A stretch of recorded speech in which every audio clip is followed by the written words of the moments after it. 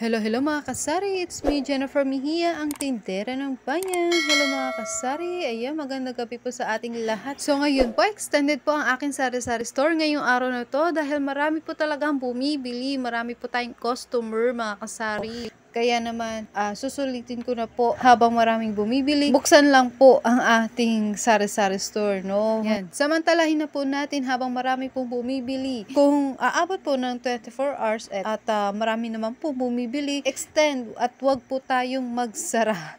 'Di ba? Sulit na po 'yun mga kasari. Sulit po ang pagod, sulit ang puyat. Pero kung wala na masyadong bumibili or wala na po talagang bumibili ng mga alas 12, alas 11, ayan, pwede na tayo magsarado niyan at magpahinga na lang din po. Bawi po tayo kinabukasan, no? Dito po sa aming sari-sari store ngayon, marami pa rin po bumibili. Ang oras po ngayon is mga bandang na po ito, 8:30 PM. Actually, ang closing time ko po talaga is 8:30 PM. Kung sa ibang lugar medyo maaga pa po yung 8:30 PM, pero dito po sa lugar namin medyo wala na masyadong bumibili noon ng mga ganung oras. Kaya ang closing time ko po talaga is 8:30 PM. Ayan, pero ngayon po 8:30 PM marami pa rin pong bumibili, kaya ayan, sinarado ko na lang po muna yung isa kong saraduhan. Ayan, nilagay ko na po yung isang saraduhan kasi kapag masyadong open yung sari-sari store ko at maraming bumibili, para mas safe po. Tsaka hindi sila magulo kung saan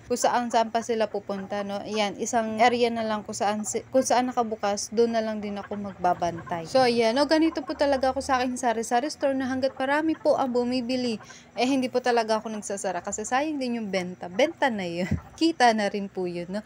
Kaya tsaga-tsaga po talaga kapag meron po tayong sari-sari store, kailangan handa po tayong magpuyat, handa po tayong magpagod, handa po talaga tayong mag-extra double effort. No? So, ayan. Kahit ano pong negosyo, kailangan po talaga natin mag-double effort po talaga mga kasari. Kaya sipag at tiyaga po talaga mga kasari para umunlad po at umasenso ang ating buhay at yung negosyo po natin lumago. Okay? So yan, no? Kaya marami pong tao dito sa lugar namin ngayon is meron po kasing last lamay dito po sa malapit, dito po sa aming kapitbahay, no? Kaya marami pong tao, ayan, no?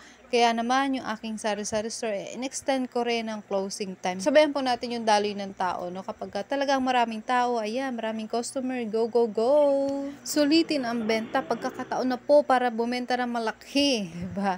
Yan, bawi-bawi tayo para sa mga matumal na araw, ayan, bawi-bawi tayo kapag marami po talagang customer or may mga araw po na maraming tao, maraming customer, ayan, bawi-bawi po tayo, extend, at sabayan po natin yung daloy ng tao. At syempre, kapag ganito po na maraming tao, kailangan full stock din po yung ating items, no? Kailangan available po kung ano po yung hahanapin ng customer. Kailangan meron po tayo, marami po tayong stock.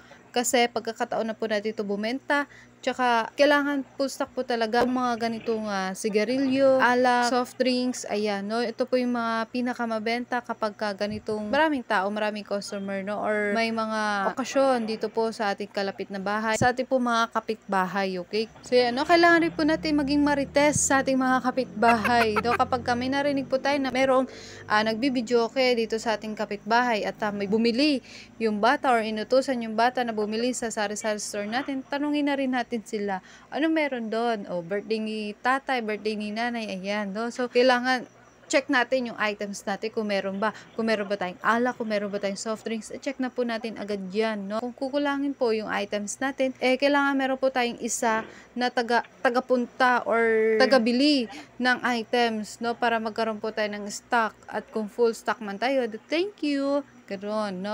Katulad po dito sa lugar namin ngayon, no? Naging marites ako ng mga nakaraang araw pa.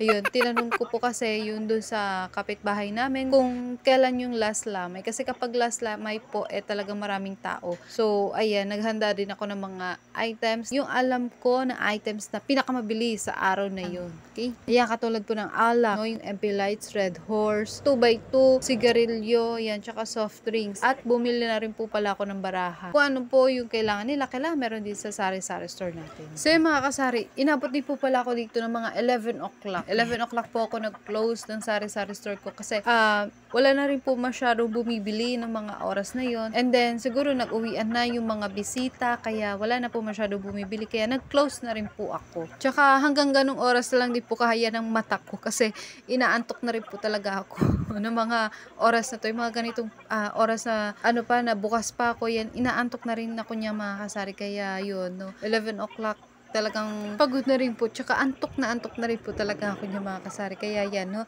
11 o'clock nag-close na po talaga ako. Ayan, dinadaan ko na lang din po yan sa pakain-kain ng mga biskwit kasi nagugutom, tsaka yun, alam niyo na, kailangan natin ng lakas. So yan, no, 11 o'clock nag-close tayo, kaya hanggang dito na lang din po ang aking video. Hanggang sa muli, thank you for watching. Have a nice day, bye bye, happy selling, God bless, see you on my next video, bye bye.